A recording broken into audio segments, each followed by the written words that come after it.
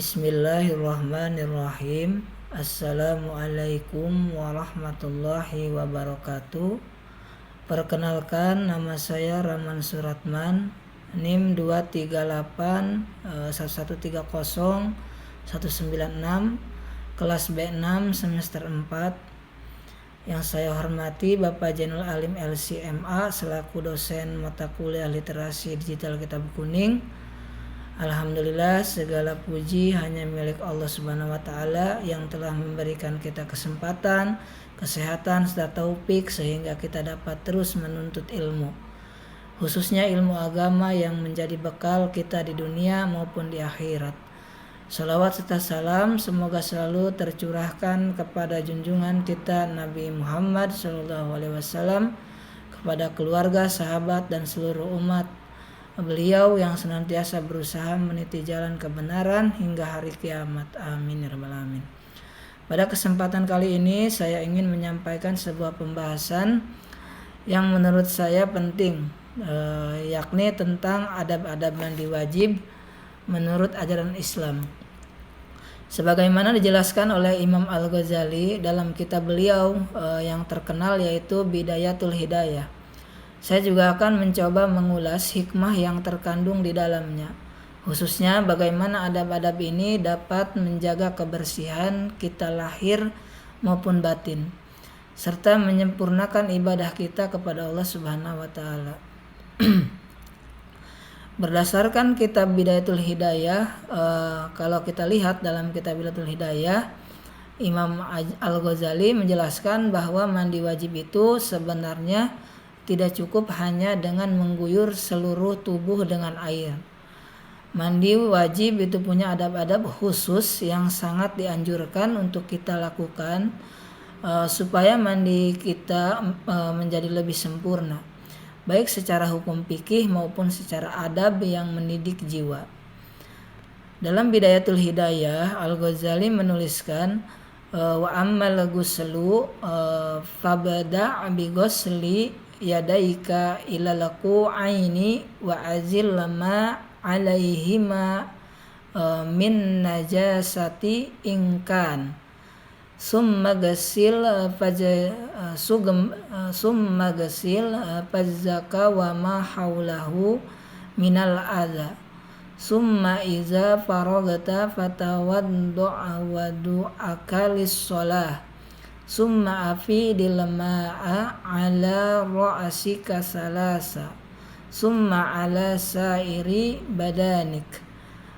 Dimana yang artinya, adapun mandi maka mulailah dengan mencuci kedua tanganmu sampai pergelangan, hilangkan najis yang terdapat padanya jika ada, kemudian cucilah kemaluanmu dan sekitarnya dari kotoran.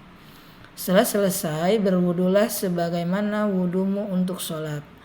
Lalu tuangkan air ke kepalamu 3 kali, kemudian ke seluruh badanmu. Dari sini kita dapat memahami langkah-langkah secara runtut. Pertama, kita disunahkan untuk mencuci kedua tangan terlebih dahulu hingga pergelangan. Ini penting karena tangan adalah anggota tubuh yang paling sering bersentuhan dengan najis atau kotoran, sehingga memastikan tangan bersih sebelum menyentuh bagian tubuh lainnya. Kemudian yang kedua, membersihkan kemaluan beserta area sekitarnya.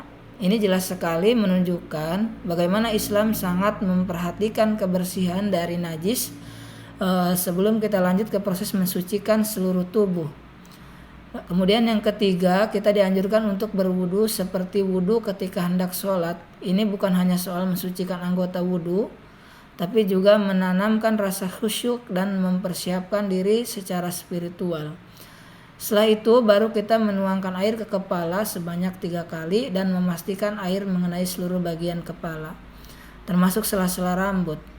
Terakhir, air dialirkan ke seluruh tubuh dengan memastikan tak ada satupun bagian kulit yang terlewat. Bahkan dalam kelanjutannya, Al-Ghazali juga menyarankan agar kita menyela-nyela rambut dan memerhatikan lipatan-lipatan tubuh. Kalau saya renungkan, adab-adab mandi wajib ini sebenarnya mengandung hikmah yang sangat dalam. Dari sisi kebersihan lahiriah, Islam benar-benar mengajarkan kita untuk teliti supaya tidak ada najis atau kotoran yang tertinggal di tubuh. Ini tentu saja sangat penting karena kebersihan adalah salah satu syarat sahnya sholat.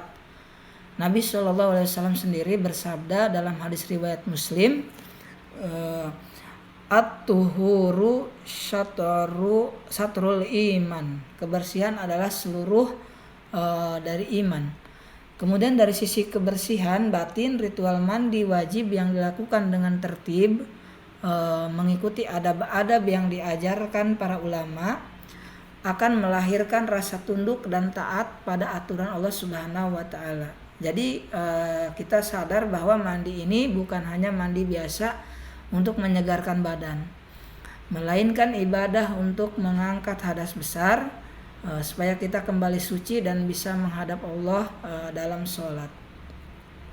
Saya pribadi juga merasa bahwa dengan memulai mandi wajib dari tangan, kemudian kemaluan, lalu wudhu, sampai akhirnya mengguyur kepala dan seluruh tubuh, proses itu membuat kita menjadi lebih fokus dan tenang. Kita tidak terburu-buru, sehingga mandi wajib ini tidak hanya menjadi formalitas, tetapi benar-benar menjadi proses pembersihan diri secara menyeluruh, lahir dan batin. Dan jika kita jalani dengan kesadaran penuh, mandi wajib ini akan menanamkan rasa syukur atas nikmat air, kesehatan, serta kesempatan untuk kembali suci. Jadi kalau kita simpulkan, mandi wajib memang punya adab-adab khusus yang diajarkan oleh para ulama. Seperti Imam Al-Ghazali dalam Bidayatul Hidayah. Adab-adab ini bukan sekadar aturan fikih yang kaku, tetapi penuh hikmah dalam menjaga kebersihan dan memelihara kesempurnaan ibadah. Kita dengan mengikuti tata cara ini, kita tidak hanya memastikan mandi kita sah, tetapi juga mendidik diri kita agar selalu hidup bersih, disiplin, dan penuh rasa syukur kepada Allah Subhanahu wa taala. Semoga penjelasan ini bermanfaat, menambah pemahaman kita tentang fikih mandi wajib, sekaligus mengingatkan kita betapa Islam sangat memuliakan kebersihan. Mudah-mudahan kita semua senantiasa diberikan kekuatan untuk mengamalkan ajaran ini dalam kehidupan sehari-hari. Terima kasih sudah mendengarkan. Wassalamualaikum warahmatullahi wabarakatuh.